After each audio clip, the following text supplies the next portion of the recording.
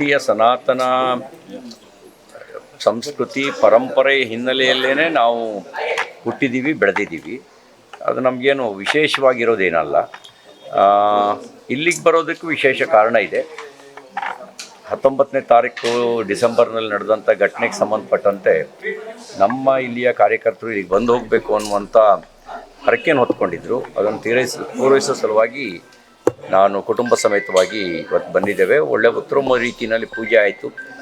ದಕ್ಷಿಣ ಕಾಶಿ ಕಪಿಲೇಶ್ವರರ ದರ್ಶನ ಮತ್ತು ಜಲಾಭಿಷೇಕದೊಂದಿಗೆ ಪೂಜೆ ಮಾಡುವಂಥ ಅವಕಾಶವನ್ನು ಕಲ್ಪಿಸಿಕೊಟ್ರು. ಎಲ್ರಿಗೂ ನಾನು ಧನ್ಯವಾದಗಳನ್ನು ಸಲ್ಲಿಸ್ತೀನಿ. ಎಲ್ರಿಗೂ ಒಳ್ಳೆಯದಾಗಲಿ, ಯಾರಿಗೂ ನಾನು ಕೆಟ್ಟದ್ದು ಬಯಸೋದಿಲ್ಲ. ರುದ್ರಾಭಿಷೇಕ ಮಾಡಿದರೆ ಕರ್ಮ ದೋಷವನ್ನು ಕಡಿಬೇಕು ಹಾಗೆ ಅಂತ ನಮ್ಗೆ ಇಲ್ಲಿಗೆ ನನ್ನೊಳಗಿರುವ ದ್ವೇಷ, ಅಸೂಯೆ, ಕ್ರೋಧ, ಕಾಮ, ಮೋಹ, ಮದ ಇದು ದೂರ ಆಗಲಿ. ಅದೇ ನಮಗಿರುವಂಥ ಶತ್ರು, ಇನ್ಯಾವುದೂ ಇಲ್ಲ. ನಾನು ಹೊರಗಡೆ ಯಾರನ್ನೂ ಶತ್ರುಗಳು ಅಂತ ಭಾವಿಸೋದಿಲ್ಲ. ಎಲ್ಲವೂ ಆಯಾ ನಿಮಿತ್ತ ಮಾತ್ರ. ನಮ್ಮೊಳಗೆ ಯಾವುದಿದ್ದಾವೆ ಎಲ್ಲ ಕೆಟ್ಟ ಗುಣಗಳು ದೂರ ಆಗಲಿ.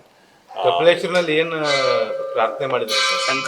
ಭಗವಂತನ ಹತ್ರ ಹೋದಾಗ ಏನೂ ಕೇಳಬೇಕು ಅಂತ ಅನ್ಸೋದಿಲ್ಲ. ದಂಪತಿ ಸಮೇತ ನಮ್ಮಿಂದ ಒಳ್ಳೇದು ಮಾಡಿಸ್ಲಿ, ನಮ್ಗೆ ಒಳ್ಳೇದಾಗಲಿ. ದಂಪತಿ ಸಂಬಂಧ ಬಂದು ಸಮೇತ ಬಂದು ಈ ಒಂದು ವಿಶೇಷ ಪೂಜೆ ಆ ಥರ ಯಾವುದೂ ಇದಿಲ್ಲ. ನಮ್ಮಿಂದ ಯಾರಿಗೂ ಕೆಟ್ಟದಾಗಬಾರ್ದು, ನಮ್ಮಿಂದ ಎಲ್ರಿಗೂ ಒಳ್ಳೇದಾಗಲಿ, ನಮಗೂ ಒಳ್ಳೇದಾಗಲಿ. ಸರ್, ಈಗ ದಂಪತಿ ಸಮೇತ ಮಂಜುನಾಥನ ಸನ್ನಿಧಾನಕ್ಕೆ ಬನ್ನಿ ಅನ್ನುವಂಥದ್ದಿತ್ತು. ನೀವು ದಂಪತಿ ಸಮೇತ ಬೆಳಗಾವಿ ಕಪಿಲೇಶ್ವರು ಮತ್ತು ಯಲ್ಲಮ್ಮ ದೇವಿ ಸನ್ನಿಧಾನಕ್ಕೆ ಬಂದು ಪೂಜೆ ಮಾಡಿ. ನಾನು ಆ ವಿಷಯದ ಬಗ್ಗೆ ಏನೂ ಪ್ರತಿಕ್ರಿಯಿಸೋಕ್ಕೆ ಬಯಸೋದಿಲ್ಲ. ಎಲ್ಲವೂ ಕೆಟ್ಟಗಳಿಗೆ ಅಂತ ನಾನು ಭಾವಿಸ್ತೇನೆ. ಎಲ್ರಿಗೂ ಒಳ್ಳೆಯದಾಗಲಿ. ಪೂಜೆ ಹೇಗೆ ಹೇಗೆ ಏನು ವಿಶೇಷ ಪೂಜೆಯನ್ನು ನೋಡಿ, ಈ ಸುಮ್ಮನೆ ಮಾತುಗಳು ಬರೋದಿಲ್ಲ, ಸುಮ್ಮನೆ ಶ್ಲೋಕ ಹುಟ್ಟೋದಿಲ್ಲ. ಅರ್ಚಕಸ್ಯ ಪ್ರಭಾವೇಣ ಶಿಲಾಭವತಿ ಶಂಕರ ಅಂಥೇಳಿ, ಆ ರೀತಿ ಅರ್ಚಕರ ಒಂದು ಪ್ರಭಾವದಿಂದ ಶಿಲೆಯೂ ಶಂಕರನಾಗತ್ತಂತೆ. ಹಾಗೆ ಉತ್ತಮ ರೀತಿಯಲ್ಲಿ ಪೂಜೆ ಆಗಿದೆ. ಇನ್ನೆಲ್ಲ ಅವರವರ ಭಾವಕ್ಕೆ, ಅವರವರ ಭಕ್ತಿಗೆ, ಅವರವರ ತೆರನಾಗಿ ಇರುತ್ತೀವನು ಶಿವಯೋಗಿ.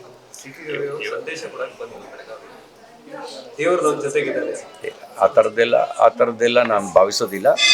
ಎಲ್ಲರ ಜೊತೆಗೂ ದೇವರಿದ್ದಾನೆ, ಎಲ್ಲರೊಳಗೂ ದೇವರಿದ್ದಾನೆ. ಎಲ್ಲ ಆತ್ಮನೂ ಸರ್ವಭೂತೇಶು, ಎಲ್ಲ ಜೀವಿ ಮಾತ್ರ ಅಲ್ಲ, ಎಲ್ಲ ಜಡಚೇತನದಲ್ಲೂ ಕೂಡ ಭಗವಂತ ಇದ್ದಾನೆ. ಇವತ್ತು ಅಂತಾರಾಷ್ಟ್ರೀಯ ಮಹಿಳಾ ದಿನಾಚರಣೆ, ಮಹಿಳೆಯರಿಗೆ ಯಾವ ಥರ ನೋಡಿ, ನೀವು ಜಗತ್ತು ಹೇಗಿತ್ತೋ ಗೊತ್ತಿಲ್ಲ, ಆದರೆ ಭಾರತೀಯ ಪುರಾತನರು ತಾಯಂದಿರಿಗೆ, ಮಹಿಳೆಯರಿಗೆ ಅತ್ಯಂತ ಶ್ರೇಷ್ಠ ಗೌರವವನ್ನು ಕೊಟ್ಟಿದ್ದರು. ನಮ್ಮ ಭಗವಂತನೂ ಕೂಡ ಅರ್ಧನಾರೀಶ್ವರನಾಗಿ ಪ್ರಕಟಗೊಂಡ. ತನ್ನೊಳಗೆ ಸ್ತ್ರೀ ಮತ್ತು ಪುರುಷ ಇಬ್ಬರೂ ಇದ್ದಾನೆ ಅನ್ನೋದನ್ನು ಜಗತ್ತಿಗೆ ತೋರಿಸುವಂಥ ಕೆಲಸವನ್ನು ಮಾಡ್ದ. ನಮ್ಮೆಲ್ಲ ಸಂಕಷ್ಟ ಸಂದರ್ಭಗಳಲ್ಲಿ ಶಕ್ತಿ ದೇವತೆಯಾಗಿ ದುರ್ಗೆ ಅವತಾರ ಎತ್ತಿ ರಾಕ್ಷಸ ಸಂಹಾರ ಮಾಡಿರೋದನ್ನು ನಾವು ನಮ್ಮ ಪುರಾಣಗಳಲ್ಲಿ ಕೇಳ್ತೇವೆ.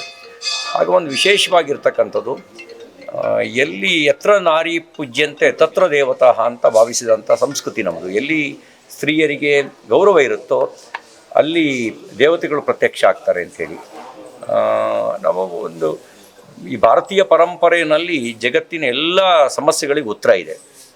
ನಾವು ಅದನ್ನು ಪುನರುತ್ಥಾನಗೊಳಿಸ್ಬೇಕು ಅಷ್ಟೇ. ಕಳ್ಕೊಂಡಿರೋದನ್ನು ಪುನರ್ಸ್ಥಾಪಿಸಬೇಕು. ಪುನರ್ಸ್ಥಾಪಿಸಿದ್ರೆ ಸಾಕು, ಎಲ್ಲ ಜಗತ್ತಿನ ಸಮಸ್ಯೆಗಳಿಗೆ ಉತ್ತರ ಸಿಗುತ್ತೆ.